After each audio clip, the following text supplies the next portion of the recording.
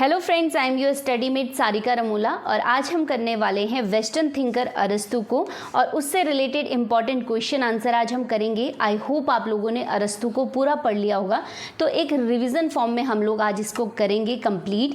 केवल जो important question हैं और कैसे कैसे क्वेश्चन अरस्तु से पूछे जा सकते हैं उन क्वेश्चन पे हम चर्चा करेंगे।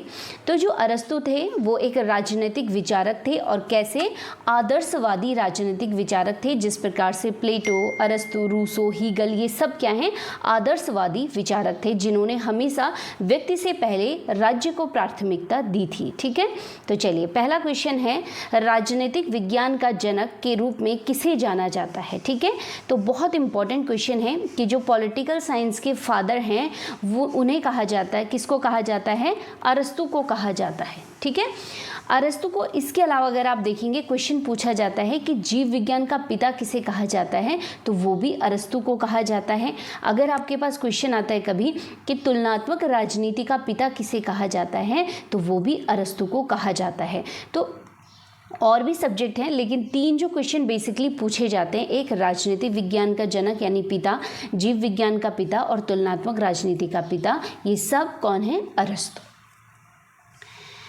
अब हम देख लेते हैं दूसरे क्वेश्चन को। दूसरा क्वेश्चन है, निम्न में कौन सी अरस्तु की प्रसिद्ध रचना है। बहुत बार एग्जाम में पूछी गई है। तो अरस्तु की जो प्रसिद्ध रचना है वो है पॉलिटिक्स। ठीक है, चलिए अभी मैंने जो पीछे क्वेश्चन बताया था ना, जनक कि हम इनके पिता क्यों कहते हैं इतने सब्जेक्ट का, तो अरस्तु ने पहली बार जो ये सब्जेक्ट है राजनीतिक विज्ञान, जीव विज्ञान और तुलनात्मक राजनीति, इनको एक अलग सब्जेक्ट कहा है कि ये अलग एक विषय है, इनका अपना एक अलग महत्व है, अपना एक अलग अस्तित्व है, तो इसीलिए इनको अलग शाखा के रूप में पढ़ा जाना चाहिए। ठीक है, तो इसीलिए अरस्तु को इनका जनक कहा गया है। ठीक है, दूसरा क्वेश्चन भी हो गया है, अरस्तु की प्रसिद्ध रचना पॉलिटिक्स है।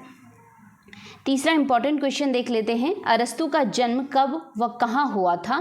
तो इसका राइट आंसर हो जाएगा ऑप्शन ए हो जाएगा 384 ईसा पूर्व स्टोग्रिस में हुआ था। ठीक है, इस ध्यान रखिएगा, अगर आपके पास यूनान लिखा हुआ आता है तो भी बिल्कुल सही है, क्योंकि जो स्टागिरस है ये भी क्या था, यूनान का उपनिवेश था। ठीक है, तो अरस्तु का जन्म हुआ था यहाँ।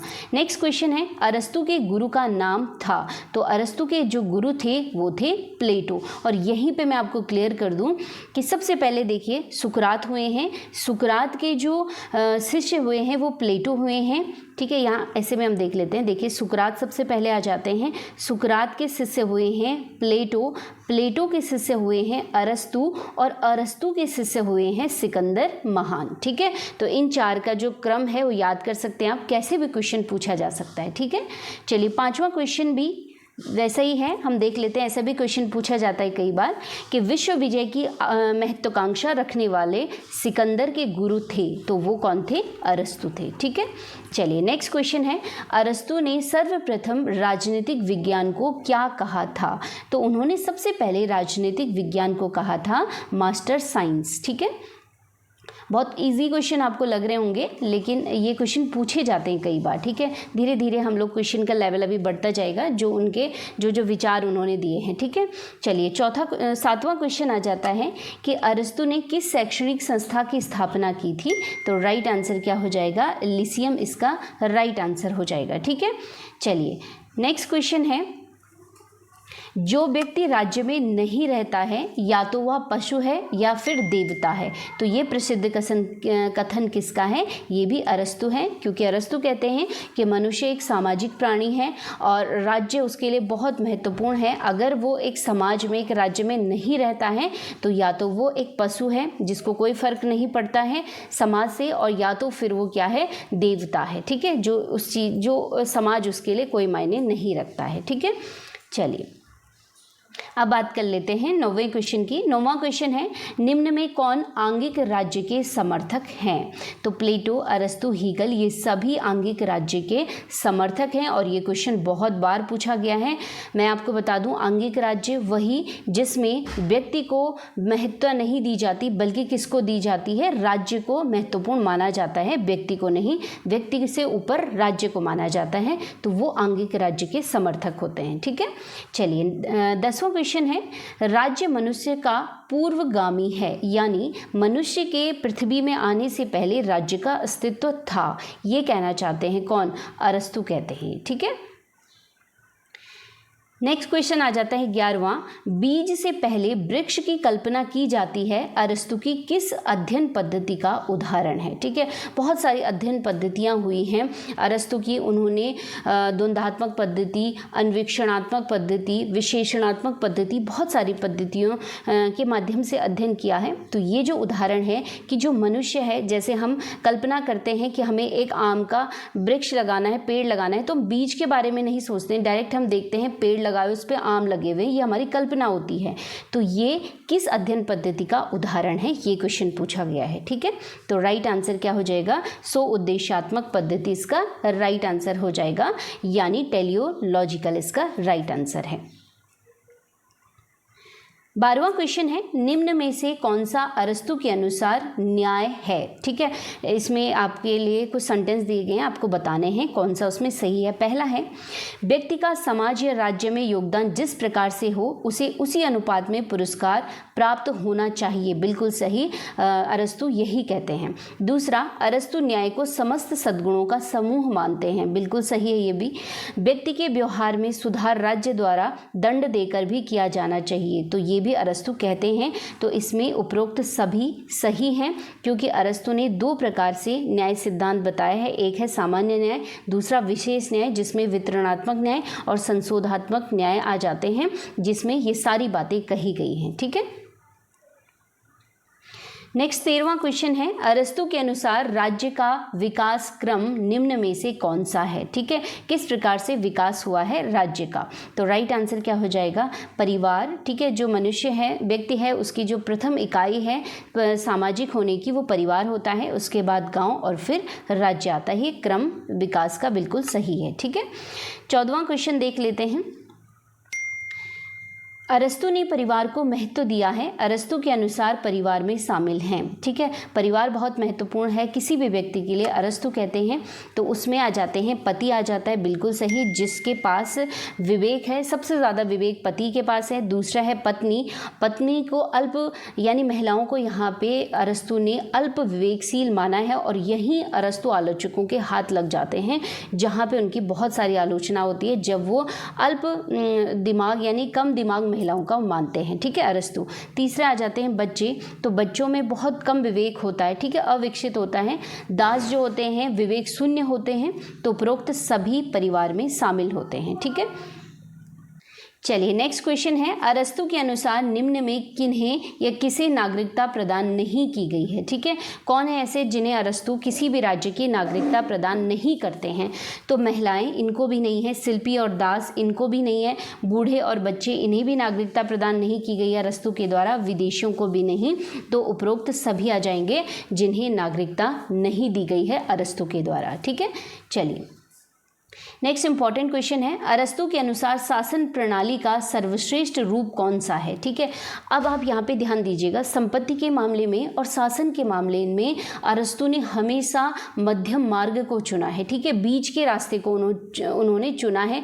अपने चिंतन पद्धतियों में भी उन्होंने क्या किया है, जो मध्यम मार्ग है उसको चुना है। ठीक है, तो यहाँ पर भी अरस्तु कहते हैं कि जो सर्वश्रेष्ठ शासन प्रणाली है वो कौन सी है? संवैधानिक शासन प्रणाली, जिसे उन्होंने पॉलिटी कहा है। ठीक है, चलिए नेक्स्ट क्वेश्चन भी इसी से रिलेटेड है, और मैं आपको बता दूं कि अरस्तु ने 6 प्रकार के शासन जो प्रणालियां हैं उन पे बात की है। उनमें से 3 शुद्ध रूप थी और 3 अशुद्ध रूप थी। ठीक है, जिसे बोलते हैं शुद्ध और भ्रष्ट रूप। तो अब देख लेते हैं, नेक्स्ट क्वेश्चन है, निम्न में सुमेलित है। तो एक तरफ दिया है शासन का शुद्ध रूप और दूसरी तरफ दिया है उसका भ्रष्ट रूप। ठीक है, पहला है राजतंत्र, यानी अगर एक व्यक्ति शासन करता है तो वो क्या होगा? राजतंत्र होगा। लेकिन वो अगर उस चीज का, उस सत्ता का गलत तरीके से प्रयोग करता है, अपनी पावर का तानाशाही करेगा, तो उसका भ्रष्ट रूप क्या हो जाएगा? निरंकुश तंत्र हो जाएगा। तो ये बिल्कुल सही है। दूसरा है कुलीन तंत्र। कुलीन तंत्र का मतलब होता है जो एलीट वर्ग होते हैं, कुछ लोगों के द्वारा यहाँ पे शासन किया जाता है। लेकिन वो लोग, जो धनिक तंत्र होता है, वो लोग अगर उसकी अपनी शक्तियों का प्रयोग करने लगे तो इसका भ्रष्ट रूप क्या हो जाएगा? गुट तंत्र हो जाएगा। ठीक है, तो ये भी बिल्कुल सही है। तीसरा है संवैधानिक शासन शासन तंत्र, जिसको अरस्तु ने सबसे अच्छा माना है, जिसे पॉलिटी कहा है, और उन्होंने कहा यहाँ पे बहुमत का शासन होगा और विधि का शासन होगा। जो अरस्तु थे वो विधि के शासन की बात करते थे कि जो राज्य है उसके लिए विधियाँ, लॉ होना बहुत ज़रूरी है। बिना संविधान और बिना विधि के कोई भी राज्य लॉन्ग टर्म तक नहीं चल सकता है। अरस्तु कहते हैं कि अगर संवैधानिक तंत्र विफल हो जाता है तो उसका जो भ्रष्ट रूप निकल के सामने आ जाएगा वो लोकतंत्र हो जाएगा। तो ये भी बिल्कुल सही है। तो इन सब में देखिए आप सभी यहाँ पे सही हैं, ठीक है, सब सुमेलित हैं। तो आप इनको याद भी कर सकते हैं इस प्रकार से, ठीक है, कुछ भी इसमें से पूछा जा सकता है। चलिए 18वां क्वेश्चन देख लेते हैं। 18वां क्वेश्चन है, अरस्तु ने कितने देशों के संविधानों का अध्ययन किया? बहुत बार ये क्वेश्चन पूछा गया है, तो राइट आंसर हो जाएगा 158 देशों के संविधानों का अध्ययन अरस्तु ने किया है। और मैंने आपको बताया भी है कि अरस्तु ने हमेशा संवैधानिक सरकार की बात की है, शासन की बात की है, ठीक है, इसीलिए उन्होंने इतने सारे संविधानों का अध्ययन किया कि किस प्रकार से मैं अपने यूनान के लिए एक अच्छा संविधान का निर्माण कर सकूं, ठीक है। चलिए 19वां क्वेश्चन है, संवैधानिक सरकार की अवधारणा सबसे पहले किसके द्वारा दी गई? तो अभी मैंने ये क्वेश्चन आपको बताया, तो सबसे पहले दी गई थी अरस्तु के द्वारा। 20वां क्वेश्चन है, किसने कहा कि शासन व्यवस्था में परिवर्तन का नाम ही क्रांति है?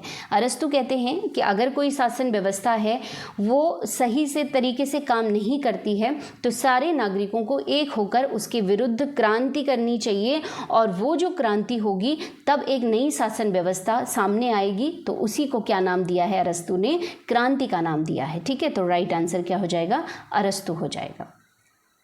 21वां क्वेश्चन देख लेते हैं, दासता पर, यानी जो नौकर होते थे, दास होते थे, अरस्तु ने दास व्यवस्था को बिल्कुल सही माना है। लेकिन जो पुरानी दास व्यवस्था थी और जो आधुनिक दास व्यवस्था थी वो जो थी अरस्तु की दास व्यवस्था से बिल्कुल अलग थी, ठीक है। तो देख लेते हैं, दासता पर अरस्तु के विचारों से संबंधित निम्नलिखित कथनों पर विचार कीजिए। पहला है, दासता एक सजीव यंत्र है। तो बिल्कुल सही, दासता एक सजीव यंत्र है जो मालिक की हेल्प करता है उसके काम करने में। दूसरा है, दासता उत्पादन का एक यंत्र है। तो बिल्कुल गलत, जो दास होते थे वो उत्पादन का एक यंत्र नहीं होते थे, बल्कि जो उत्पादन का काम करते थे उसके स्वामी करते थे, वो तो अपने स्वामी की केवल हेल्प करता था, ठीक है। चलिए, दासता स्वामी के लिए अवकाश का सृजन करती है, बिल्कुल सही। जो घरेलू काम होंगे उसके मालिक के, वो दास करेगा तो अपने आप ही उसको क्या मिलेगा? अवकाश का मतलब यहाँ पे है कि उसको टाइम मिल जाएगा उसके मालिक को वो सब चीज़ें करने के लिए, नई नई चीज़ें जो वो करना चाहता है। तो इसमें राइट क्या हो जाएगा? केवल 1 और 3 इसमें सही है, ठीक है। चलिए नेक्स्ट क्वेश्चन है, अरस्तु एक हैं, तो अरस्तु एक क्या है? राजनीतिक वैज्ञानिक हैं, ठीक है। 23वां क्वेश्चन देख लेते हैं, किसने कहा परिवार सामाजिक जीवन की प्रथम पाठशाला है? कई बार ऐसी ही आपको स्टेटमेंट लिख के दिया जाएगा कि ये किसने कहा था, तो ध्यान रखिएगा, मैंने आपको पहले ही बताया कि अरस्तु बात करते हैं परिवार, समाज और राज्य की, जिसमें वो कहते हैं कि मनुष्य का परिवार या समाज के बिना कोई अस्तित्व नहीं है। तो ये सारी चीज़ें कौन कह सकता है? अरस्तु कह सकता है, ठीक है। तो अरस्तु इसका राइट आंसर हो जाएगा। चलिए नेक्स्ट क्वेश्चन है, किसने कहा कि निर्धनता अपराध व क्रांति की जननी है? जो निर्धनता है वो अपराध और क्रांति की क्या है? जननी है। तो ये भी किसने कहा था? अरस्तु ने कहा था, ठीक है। तो अरस्तु कहते हैं कि जो नागरिक होने चाहिए किसी भी राज्य के, वो चरित्रवान होने चाहिए, बुद्धिमान होने चाहिए और साहसी होने चाहिए। अगर उन पे कोई उनका शोषण करता है तो उसके खिलाफ वो आवाज़ उठा सकें, ठीक है। चलिए 25वां क्वेश्चन है, अरस्तु की उपेक्षा करने वाला पहला आधुनिक राजनीतिक विचारक कौन था? बहुत इंपॉर्टेंट क्वेश्चन है और बहुत बार पूछा गया है। तो राइट आंसर क्या हो जाएगा? हॉब्स इसका राइट आंसर हो जाएगा। कई बार बच्चे इसमें मैकावली में कंफ्यूज हो जाते हैं, लेकिन मैकावली इसका राइट आंसर नहीं है, क्योंकि मैकावली ने जो क्रांति के विचार हैं, संवैधानिक तंत्र की विधियों की बात की गई है, तो मैकावली ने तो अरस्तु को एक्सेप्ट की है, अरस्तु की वो चीज़ें। लेकिन हॉब्स ने जो भी राजनीति और नैतिकता का मिश्रण अरस्तु ने किया है, उसकी जो प्रसन्नता की बात की गई है मनुष्य के स्वभाव की, हॉब्स ने इसको पूरी तरीके से नकार दिया था, ठीक है। तो पहला राजनीतिक विचारक जिसने उसकी उपेक्षा की थी वो था हॉब्स। चलिए नेक्स्ट क्वेश्चन है, अरस्तु के अनुसार नागरिकता के आधार पर सही समूह है, ठीक है, यानी नागरिकता का जो सही समूह क्या होगा, ठीक है, किस किस को मिलेगा। तो राइट आंसर क्या हो जाएगा इसमें, ध्यान से सोच के देखिएगा ऐसी चीज़ों को, जब आपने अरस्तु को पढ़ लिया होगा तब आपको समझ आएगा। तो ऑप्शन बी बिल्कुल सही होगा। देखिए अवकाश, तो नागरिकता किसको मिलेगी, अवकाश। अवकाश किसको मिल रहा था, मालिक को अवकाश मिल रहा है नौकर के द्वारा, क्योंकि नौकर उसके काम कर रहा है, ठीक है। तो एक देखिएगा एक अवकाश हो जाएगा। दूसरा भू संपत्ति, तो भू संपत्ति का जो राजा कौन होता है, पति यानी पुरुष होता है। लिंग नागरिकता का आधार है बिल्कुल, क्योंकि महिलाओं को अधिकार नहीं, नागरिकता प्रदान नहीं करता है अरस्तु, तो ये तीनों इसमें शामिल होंगे, ठीक है। चलिए नेक्स्ट क्वेश्चन है बहुत इंपॉर्टेंट, निम्न में से कौन इसलिए एथेंस से कालचिस भाग गया था कि एथेंस वासी दर्शन शास्त्र के विरुद्ध दूसरा अपराध न कर दे, यानी ऐसा पहला कौन सा अपराध एथेंस वासियों ने किया था, तो सुकरात को विष का प्याला पिलाया था एथेंस वासियों ने, ठीक है। तो अरस्तु अब इस डर से भाग गए थे कि कहीं अब सिकंदर महान का शासन वहाँ पे नहीं था, तो अब उनको और उनकी जो पॉलिसियाँ थी सिकंदर की, वो लोगों में विद्रोह पैदा करने लगी थी। तो अब क्या हो गया था, अरस्तु को ये डर था कि कहीं सुकरात की तरह मुझे भी उसकी सजा न दी जाए, तो इसीलिए वो वहाँ से भाग गए थे, ठीक है, अरस्तु। चलिए नेक्स्ट क्वेश्चन है, निम्न विचारकों में कौन से विचारक महिला समानता में विश्वास नहीं रखते थे, यानी महिलाओं को समानता नहीं होनी चाहिए, ये कौन विचारक मानते थे। तो राइट आंसर क्या हो जाएगा, अरस्तु और हीगल इसका राइट आंसर हो जाएगा, ठीक है। तो चलिए ये थे मोस्ट इंपॉर्टेंट क्वेश्चन अरस्तु से रिलेटेड। आई होप आप लोगों के एग्जाम के लिए बहुत इंपॉर्टेंट होंगे ये। तो चलिए मिलते हैं हम ऐसे ही इंटरेस्टिंग टॉपिक के साथ। तो हम यहीं पे वीडियो को एंड करते हैं। पढ़ते रहिए, धन्यवाद।